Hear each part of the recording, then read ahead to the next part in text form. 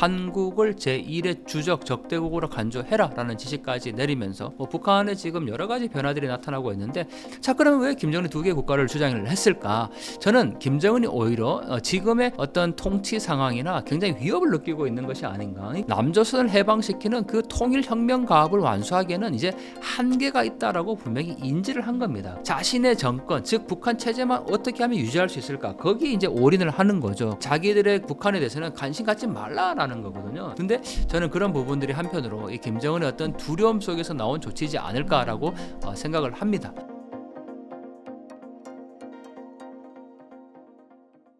네, 교수님께서 최근 러시아 출장 다녀오셨다고 들었어요.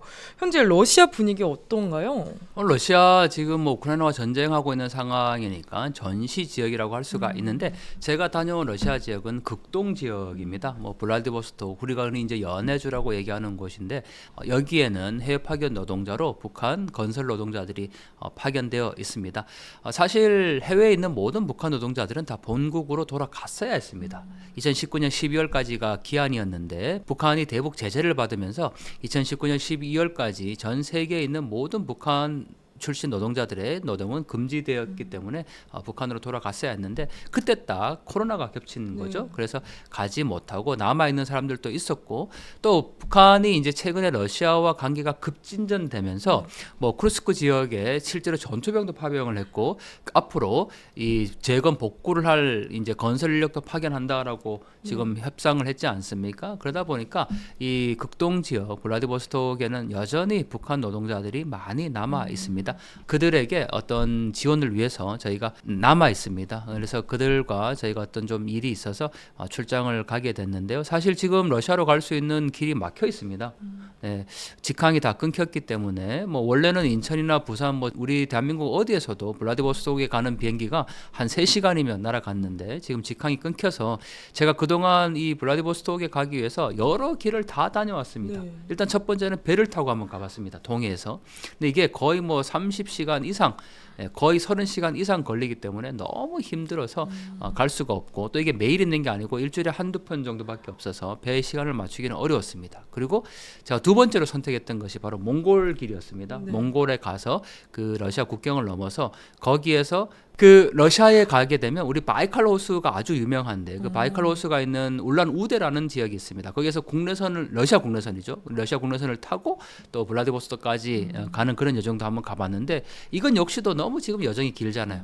몽골까지 가서 또 울란 우데 가서 또 국내선 타야 되고, 그래서 제가 생각했던 게 방콕으로 가는 비행기가 있습니다. 방콕에서 그러니까 블라디보스토크에 들어가는 거죠. 이거는 이제 러시아 비행기인데 직항이 있더라고요. 그래서 방콕으로 가서 블라디보스토크에 이제 들어갈 수가 있었는데, 나올 때는 또 그렇게 못 나오고 제가 우즈베키스탄을 경유해서 돌아오게 됩니다. 그런데 우즈베키스탄이 러시아를 관통해서 제일 끝에 있거든요. 그러니까 이렇게 날아가서 다시 조국으로 돌아올 수밖에 없는 그런 여정이었죠. 그래서 굉장히 좀 힘들게 이번에 출장을 다녀왔는데, 현지 분위기 말 그대로 그곳에는 여전히 북한 노동자들이 남아 있고 세계 최악의 인권 유린의 그 현장 속에서 그들이 일을 하고 있다라고 보면 되죠. 그리고 북한이 또 러시아로부터 핵이나 위성 기술을 지원받고 있다는 정황이 나오고 있다고 들었어요. 네. 어떤 수준이고 이게 한반도 안보에 어떤 영향을 줄까요? 네, 지금 북한과 러시아 사이에서 어떻게 보면 그 북한이 이 연명하고 있다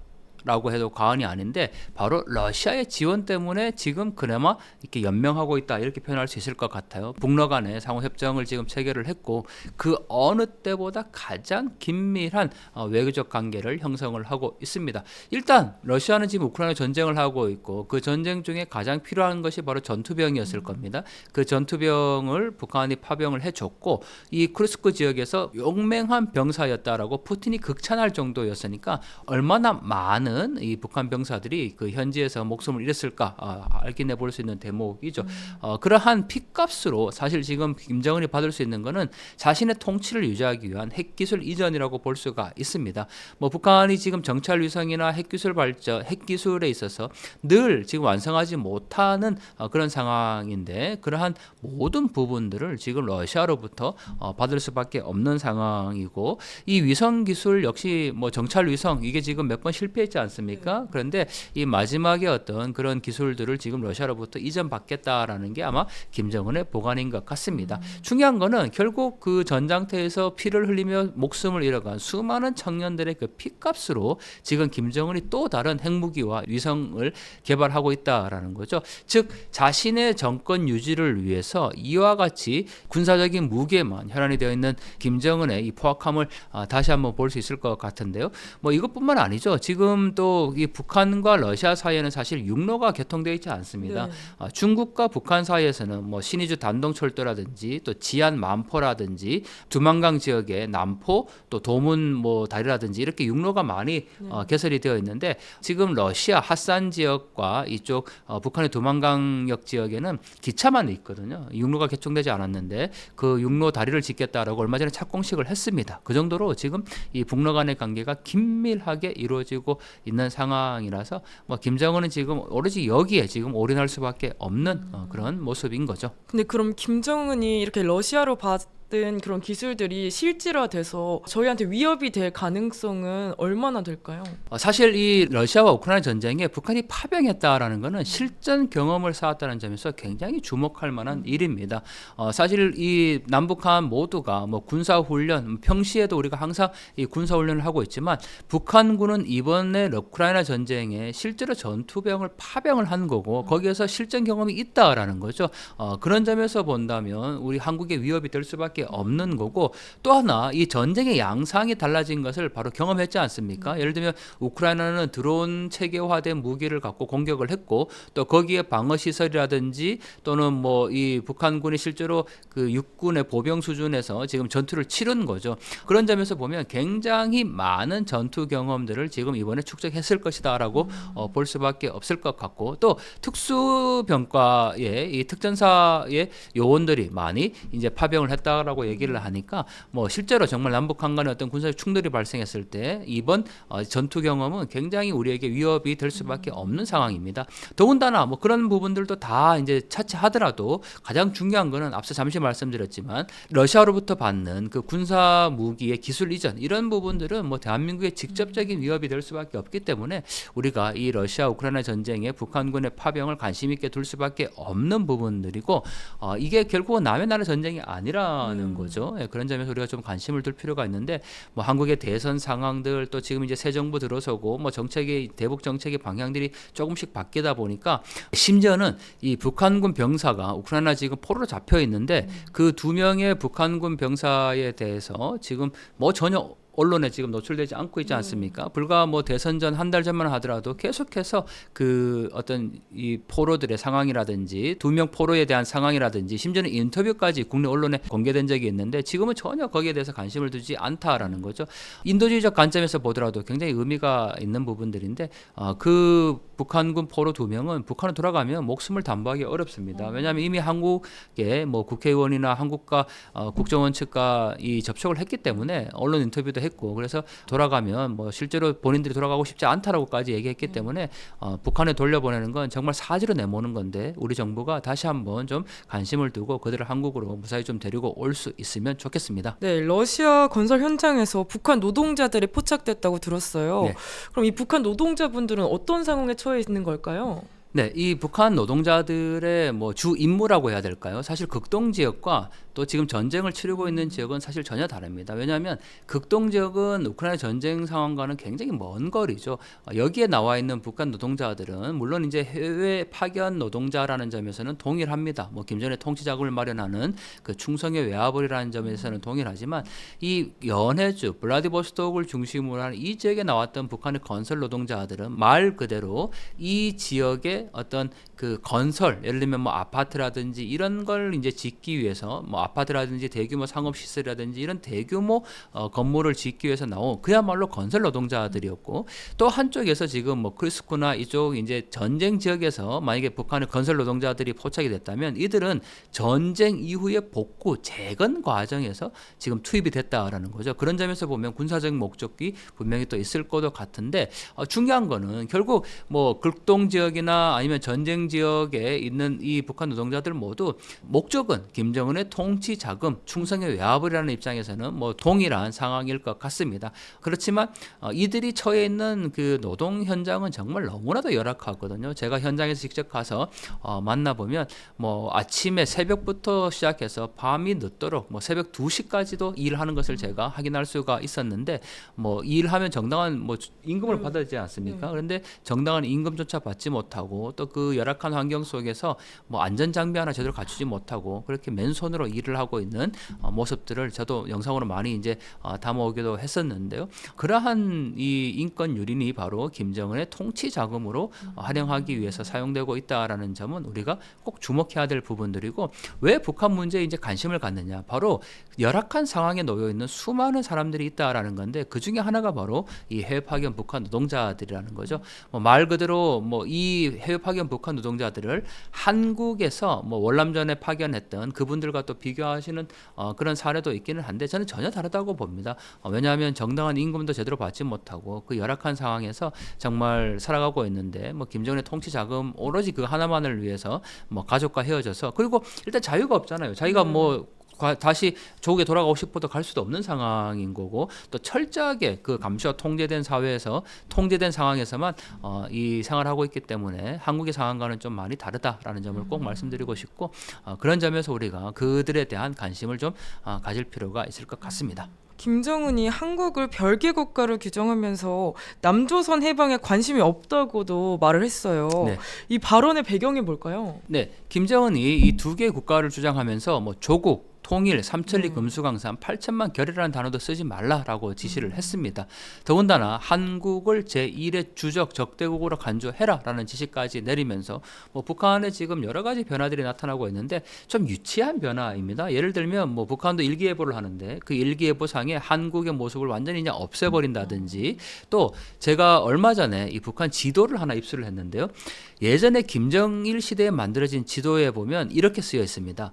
우리나라는 하나의 지맥으로 이어진 삼천리 금수강산입니다. 김정일, 이렇게 쓰여 있거든요. 근데 북한에서는 가장 중요한 게 최고 지도자의 이 교시와 말입니다. 즉 김정일이 우리나라는 하나의 지맥으로 이어진 삼천리 금수강산이다라고 딱 얘기를 하고 밑에 김정일이라고까지 딱 썼어요. 네. 근데 김정은이 지금 우리 삼천리 금수강산이라는 표현도 쓰지 말라 이렇게 얘기를 한 거는, 그런 단순히 그 단어를 쓰지 말라는 의미도 있지만 김정일에 대한 어떤 도전이라고 봐야 되는 거거든요. 그러면서 김정은 시대에 만든 저희가 입수한 지도를 보면 정말 한국이 이제 없습니다. 그냥 그 북한 지도만 딱 있고 조선민주주의인민공화국이라고 쓰고 밑에는 한국이라고 써놨어요. 예. 김정일 시대 만든 지도에는 남북한이 물론 다 있는 거죠. 그리고 혁명의 수도 평양이라고 빨갛게 이제 표현을 해서 마치 그 아직 수복하지 못한 남조선을 그렇게 이제 표현을 했지만, 김정은이 만든 지도는 전혀 다르다라는 거죠. 자, 그러면 왜 김정은이 두 개의 국가를 주장을 했을까? 저는 김정은이 오히려 지금의 어떤 통치 상황이나 굉장히 위협을 느끼고 있는 것이 아닌가. 그러니까 이제 북한의 영향으로 남조선을 해방시킨다는 거, 방금 이제 해방이라고 표현하지 않았습니까? 남조선을 해방시키는 그 통일혁명 가업을 완수하기에는 이제 한계가 있다라고 분명히 인지를 한 겁니다. 그러다 보니까 그 뭐 실현 불가능하고 어려운 그 남조선 해방까지 이제 하기보다는 자신의 정권, 즉 북한 체제만 어떻게 하면 유지할 수 있을까, 거기에 이제 올인을 하는 거죠. 그러다 보니까 이 두 개의 국가를 주장을 하면서 이제 완전히 다른 별개의 국가, 즉 이제 우리 자기들의 그 북한에 대해서는 관심 갖지 말라라는 거거든요. 예. 근데 저는 그런 부분들이 한편으로 이 김정은의 어떤 두려움 속에서 나온 조치이지 않을까라고 생각을 합니다. 체제 경쟁 끝나지 않습니까? 네. 뭐 우리 진행자님 여전히 뭐 북한과 남한이 지금 체제 경쟁 하고 있다고 생각하십니까? 아니요. 예, 저희는 이미 네. 체제 경쟁은 끝났다라고 봅니다. 그럼에도 사실 이제 좀 문제가 되는 거는 우리 사회에서 그 북한 체제를 제대로 보지 않고 마치 정말 그것이 뭐 사회주의 지상 낙원인 것처럼, 북한 당국이 정말 그 선전으로 떠들어대는 것처럼 인민들이 가장 행복한 그런 곳이다라고 여전히 생각하고 있는 사람들이 있다라는 게 저는 문제라고 보는 거거든요. 예, 명확하게 자유민주 체제가 승리했고 또 이 경제적 격차를 남북한이 비교할 수가 없는 상황입니다. 이런 상황이다 보니까 김정은이 남조선을 해방시켜서 뭐 어떤 통일 혁명 가업을 완수한다 이런 거를 이제 주장하기가 어렵다라는 거죠. 근데 그러한 주장은 결국은 누구와 이율 배반적일 수밖에 없냐면 김일성과 김정일과 이제 전혀 다른 길을 가겠다라는 것으로 봐야 됩니다. 왜냐하면 김일성, 김정일이 주장했던 게 뭡니까? 미제 식민지로 고통당하고 있는 남조선 인민을 해방시키고 조국 통일의 혁명적 가업을 완성시키는 것이 바로 자신들의 임무다라고 주장했지 않습니까? 그런데 이제 남조선 해방은 얘기하지 않아요. 네. 조국 통일 얘기하지 않습니다. 이제 두 개의 국가의 완전한 국가. 그러니까 김정은의 어떤 지금의 현실 인식이 여기서부터 나온 것이 아닌가. 그리고 김정은이 또 하나 이제 주목할 만한 그 발언 가운데 한국에서 진보 정권이 들어서든 보수 정권이 들어서든 늘 우리를 즉 북한을 흡수하려고 하는 흡수 통일을 주장하는 것은 똑같았다. 이렇게 주장을 하거든요. 그러니까 지난 문재인 정권 시기에 아마 김정일이 바랐던 것은 단 하나였을 겁니다. 종전선언하고 미국으로부터 자신들의 체제 보장받고 그 가운데서 한국이 어떤 역할을 해주기를 바랐는데 뭐 아무 역할 못했지 않습니까? 뭐 그런 상황에서 보면 이제 기대하는 바도 없다 이렇게 이제 얘기를 하는데 하지만 또 새로운 정부가 지금 들어서서 북한이 분명히 또 기대하는 바가 있을 겁니다. 그러다 보니까 최근에 뭐 이렇게 좀 잠잠하게 뭔가를 지켜보고 있는 그런 모습인데 왜냐하면 뭐 아직 뭐 지금 신정부도 한국의 신정부도 대북 정책이 딱 이렇다라고 얘기한 거는 없습니다. 단지 대선 과정에서 평화가 곧 경제다 이런 얘기를 이제 했기 때문에 뭐 지금까지 중단되었던 남북 간 화해나 뭐 교류 협력, 공존 이런 부분들을 이제 강조하게 되면서 대북 정책이 곧 발표가 될 것 같은데 뭐 그 기조 위에서 되겠죠. 뭐 과거에 중단되었던 교류 협력이 이제 하면서 뭐 금강산 관광이라든지 개성공단이라든지 이런 사례들이 있으니까 아마 거기에다가 이제 퍼주려고 할 겁니다. 그러다 보니까 북한으로서는 아직까지 이 신정부의 뭐 대북 정책이 명확하게 나올 때까지 좀 주시하면서 기다리고 있는 상황이라고 할 수 있습니다. 그럼 현재 대북 정세는 어느 나라가 키를 쥐고 있다고 생각하시나요? 어떻게 생각하십니까? 저는 미국? 미국. 네. 사실 지금의 키는 뭐 가장 중요한 거는 이제 누군가 키를 딱 쥐어야 되는데 네. 지금은 어느 국가가 키를 쥐고 있다라고 얘기하기가 굉장히 복잡한 구도입니다. 왜냐하면 북한과 러시아 사이에 과거 어느 때보다 긴밀한 관계가 형성이 되어 있다라는 거죠. 그건 러시아가 지금 키를 쥐고 북한을 움직이고 있다라고 볼 수가 있는데 또 하나 지금 미국도 역시 트럼프 신정부가 들어섰고 한국도 지금 신정부가 들어섰지 않습니까? 그런 차원에서 이게 뭐 어느 국가가 지금 딱 키를 쥐고 주도하고 있다라고 보기는 굉장히 어렵죠. 더군다나 지금 미국이 이란에 직접적으로 지금 중동 문제에 개입을 하게 되면서 세계 정세가 지금 요동치고 있는 상황이죠. 이런 점에서 과연 한반도 키 누가 쥐고 있을까? 저는 그래도 가장 시급한 또는 가장 우리가 빠른 시일 안에 뭔가를 좀 변화할 수 있고 그 해결 변화의 기미가 보이는 것은 우크라이나 전쟁일 것 같습니다. 이 전쟁이 지금 어떻게 끝나느냐, 언제 어떻게 끝나느냐에 따라서 한반도 정세가 굉장히 달라질 수밖에 없다라는 거죠. 예를 들면 이런 겁니다. 전쟁이 끝났습니다. 그러면 과연 북한과 러시아 간의 관계가 지금처럼 계속 돈독해 갈 수 있을까? 네. 그리고 과연 미국과 이 러시아 간의 어떤 중재를 통해서 우크라이나 전쟁이 끝났다면 지금처럼 미국과 러시아가 계속 적대적으로 또 갈까? 그 아닐 수도 있다라는 거죠. 그런 점에서 보면 우리가 단기간에 이 우크라이나 전쟁이 지금 어떤 양상으로 전개될지 이 부분에 좀 관심을 둘 필요가 있을 것 같고 또 하나 뭐 정말 앞서 잠시 말씀드렸지만 너무 급박한 정세 속에서 중동 문제가 지금 갑자기 지금 끼어든 거예요. 네, 우크라이나 전쟁만으로도 지금 한반도 정세가 굉장히 요동칠 수 있는 그런 상황이었는데 지금 이 미국이 중동 전쟁에 개입을 하게 되면서 과연 그 이후의 타겟은 북한에 대해서 어떻게 할 것인가? 즉 이란에 했던 것처럼 동일하게 어떤 강경책, 뭐 군사적인 조치까지도 할 수 있을 거라는 가능성을 이제 제시하는 분들도 계신데 과연 미국이 중동과 뭐 한반도 정세 모두에서 이렇게 강경한 정책으로 갈 것인가? 또 그게 아니라고 볼 수도 있을 것 같거든요. 한쪽에서는 강경이라면 한쪽에서는 또 유화책을 가지고 가야만 미국의 입장에서도 이 대외 정책을 좀 이 효율적으로 추진할 수 있다라는 건데 뭐 이런 부분들 모두가 지금 한반도 정세에 연관되어 있어서 우리가 이 세계 정세를 좀 예의주시하면서 지금의 상황들을 봐야 될 것 같습니다.